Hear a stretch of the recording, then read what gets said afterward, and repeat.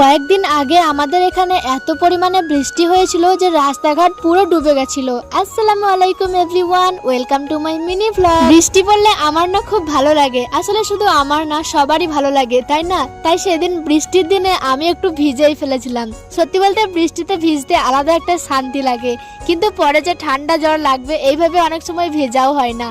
তবু সেদিন আমি ঠিক করেই নিয়েছিলাম যে বৃষ্টিতে আমি ভিজবই, যা হবে পরে দেখা যাবে। তো এই কারণে বৃষ্টিতে ভিজে নিয়েছিলাম, আর সাথে অনেকগুলো ভিডিও বানিয়েছিলাম। শুধু ভিডিও না, অনেকগুলো ফটোও তুলেছিলাম, আর এখন এই ফটোগুলো তোমার সাথে শেয়ার করছি। এগুলো অলরেডি আমি ইনস্টাগ্রামে পোস্ট করে দিয়েছি, তোমরা হয়তো দেখেও ফেলেছো। যাই হোক, বিকেলবেলা তখনও ঝিরঝির করে বৃষ্টি পড়ছিল। আমরা স্নান টান সেরে খাওয়া দাওয়া কমপ্লিট করে আমরা একটু বেরিয়েছিলাম দেখতে কতটা কি পানি কমেছে আর চারপাশের অবস্থা কেমন। এই যে আমাদের রুম, এখান থেকে একটুখানি হেঁটেই আমরা এসেছি। দেখো কতটা পানি জমে আছে চারপাশে। আসলে এই জায়গাটা ছিল একটা ছোট নিচু রাস্তা।